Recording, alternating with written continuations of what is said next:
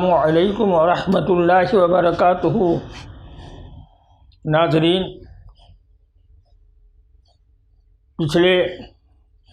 اپنی پچھلی تقریر یا یوں سمجھیے کہ اپنی پچھلی اسپیچ میں جب قرآن پاک کی خصوصیت ہم بیان کر رہے تھے تو ان تمام خصوصیات میں آتے آتے میں نے بتایا تھا کہ قرآن کے خصوصیات بے شمار ہیں جن پر لب کشائی کرنا ہمارے جیسے ناچیز کے لیے ممکن نہیں ہے، لیکن جہاں تک ہو سکے گا جتنا بیان کر سکوں گا وقت کے حساب سے اتنا بیان کروں گا۔ چنانچہ کرتے کرتے میں آیا تھا، اس مقام پر پہنچا تھا کہ رب تعالیٰ نے قرآن عظیم کو یہ اعزاز عطا فرمایا ہے، یہ خصوصیت عطا فرمائی کہ تمام کتابوں کو یہ خصوصیت نہیں تھی، یہ فضیلت نہیں تھی، لیکن قرآن کو یہ اللہ نے فضیلت عطا فرمایا کہ ایسا دیکھو، فَإِذَا قَرَأْتَ الْقُرْآنَ فَاسْتَعِذْ بِاللَّهِ، جب قرآن پڑھنے جاؤ، یہ قرآن پڑھنے کا ارادہ کرو تو پہلے وضو کر لو، کیونکہ جب تم وضو کرو گے تو تمہارا وضو کرنے کی وجہ سے تمہارے جو وضو کے آداب ہیں یا وضو کے ذریعے وضو میں جو تم دعاؤں کو پڑھو گے اس کے ذریعے سے تمہارا دل بھی مجلہ ہوگا، تمہارے اعضائے جوارح جو وضو کے اندر داخل ہے دھونے میں وہ سب کے سب اس بات کے شاہد گواہ رہیں گے کہ اس بندے نے کتاب اللہ کو پڑھا ہے۔ تو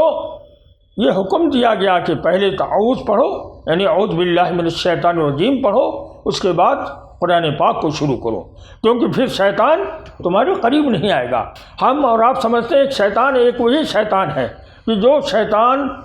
اجنہ سے ہے، جس کا نام ابلیس یا جس کا نام عزازیل ہے۔ نہیں، ہمارے اور آپ کے نبی آقائے نامدار تاجدار مدینہ جناب محمد رسول اللہ صلی اللہ علیہ وسلم سے صحابہ نے عرض کیا کہ بس شیطان ہو یا رسول اللہ، فدا کا ابی و امی یا رسول اللہ، کہ میرے ماں باپ آپ کی ذات پر قربان جائیں، آپ یہ تو بتائیے شیطان کیا ہے؟ بس شیطان۔ تو آپ صلی اللہ علیہ وسلم نے فرمایا الشیطان تجری کل مجرد دم، شیطان تمہارے جسم کے اندر، تمہارے جان کے جسم میں ایسے دوڑتا ہے جیسے خون۔ کیا مراد ہے؟ مقصد یہ ہے کہ ایک شیطان تو وہ ہے جو شیطان ہے، اور ایک وہ شیطان ہے جو تمہارے دل کے اندر نفس امارہ کی شکل میں ہے، جو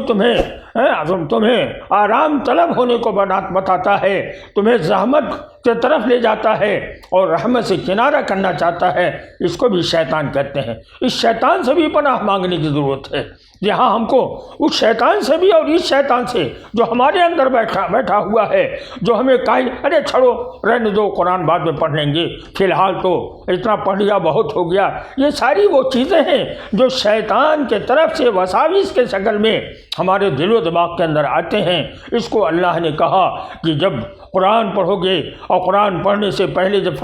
تعوذ پڑھ لو گے تو شیطان تمہارے قریب نہیں آئے گا، بھاگ جائے گا۔ اور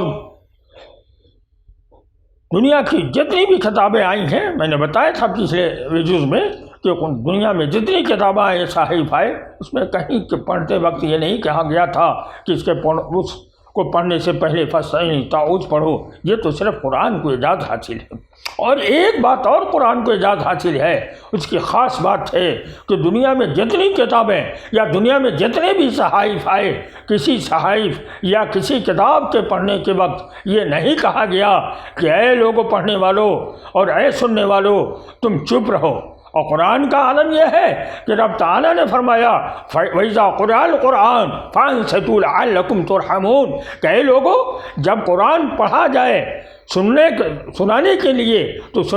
پڑھنے والے کو چاہیے کہ اطمینان سے پڑھے، اور سننے والے کو چاہیے کہ خاموشی کے ساتھ اطمینان سے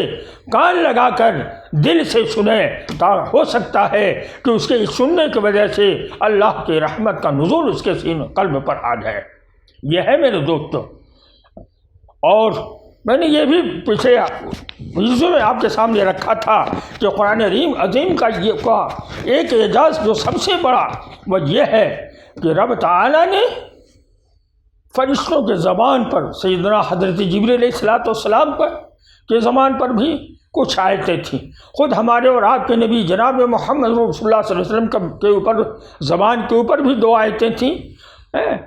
اللہ اکبر اللہ اکبر۔ رب تعالیٰ نے جب نزول قرآن فرمایا،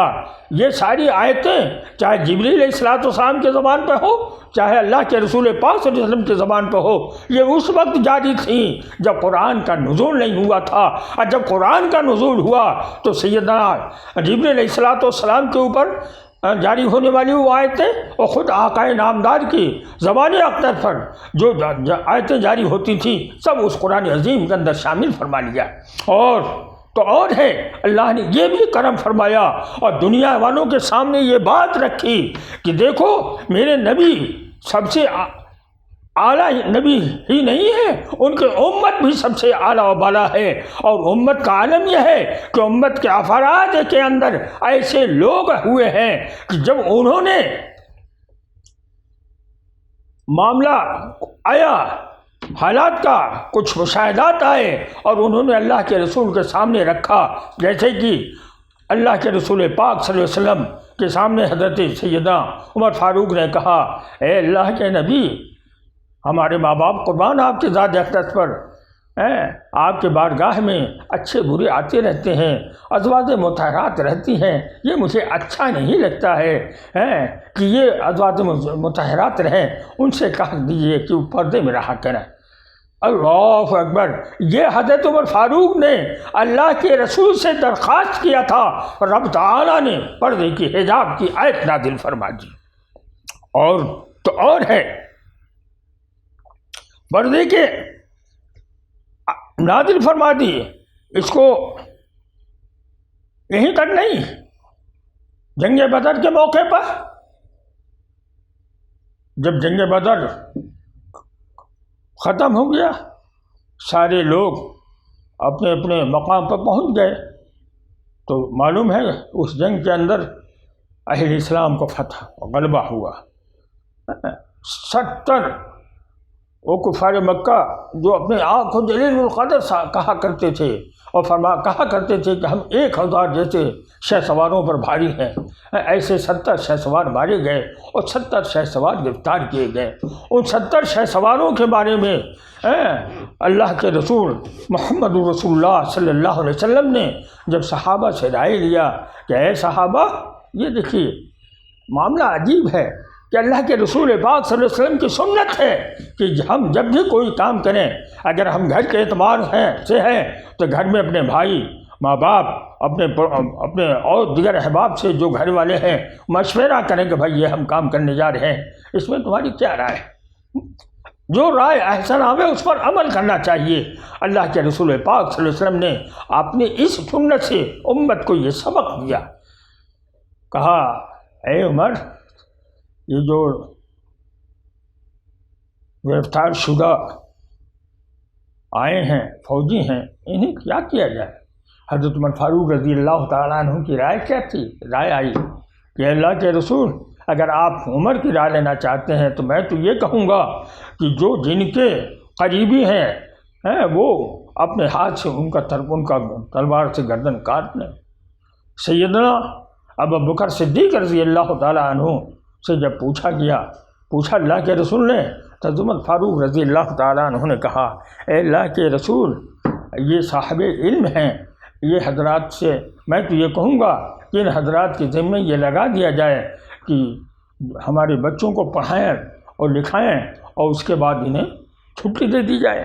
اللہ کے رسول کریم صلی اللہ علیہ وسلم رحیم و کریم تھے، عمر صلی اللہ کا الا رحمت للعالمین آپ کی شان تھی۔ آپ کو حضرت ابو بکر صدیق رضی اللہ تعالیٰ عنہ کی رائے پسند آئی، آپ نے حضرت ابو بکر صدیق کے منشا کے مطابق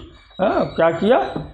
کہ صاحب ان حضرات کے ساتھ یہی معاملہ کیا، ان کے ذمہ جب بچوں کو پڑھانا لکھانا لگا دیا۔ لیکن آگے چل کر کے جب یہ حالات بگڑے تب رب تعالیٰ نے قرآن عظیم کے اندر حکم فرمایا کہ اے ہمارے حبیب، اگر آپ نے حضرت عمر کے رائے پر عمل کیا ہوتا تو یہ حالات سامنے نہیں آتے۔ معلوم کیا ہوا کہ صاحب رائے حضرت عمر فاروق رضی اللہ تعالیٰ عنہ، اس طرح کے مسلسل بہت سی آیتیں ہیں جو حضرت عمر رضی اللہ تعالیٰ عنہ کی رائے کی تائید میں آئی ہیں، اور بہت سے ایسے صحابہ ہیں جنہوں نے اپنے کردار، جب ان کے کردار سامنے آئے ہیں تو رب تعالیٰ نے قرآن عظیم کے اندر ان کے شان میں ان آیتوں کو نازل فرمایا، ان کی تعریفیں فرمائیں۔ یہ ہے قرآن عظیم کا اعجاز کہ اللہ نے جہاں قرآن عظیم کی خصوصیت عطا فرمائی، وہیں آپ کے اپنے نبی کو بھی عظمت کا درجہ بتایا، اپنے نبی کے صحابہ کا بھی درجہ بتایا کہ میرے نبی کے صحابہ بھی کتنے عظیم ہیں۔ میرے دوستو، آج کی بات یہیں پر ختم کرتا ہوں۔ آئندہ انشاءاللہ آنے والی ویڈیو میں آپ کے سامنے مزید باتیں درس قرآن کے تعلق سے آئیں گی۔ آج میں ایک بات اور آپ سے پھر عرض کرنا چاہتا ہوں کہ سغیاج ٹی وی کو سبسکرائب اور لائک کرنا نہ بھولیں، اور بیل آئیکن کو ضرور دبا کر اور شیئر کر کے اس کام کو آگے بڑھائیں، تاکہ اللہ رب العالمین آپ کے درجات کو بھی بلند فرمائے۔ وما علینا الا البلاغ۔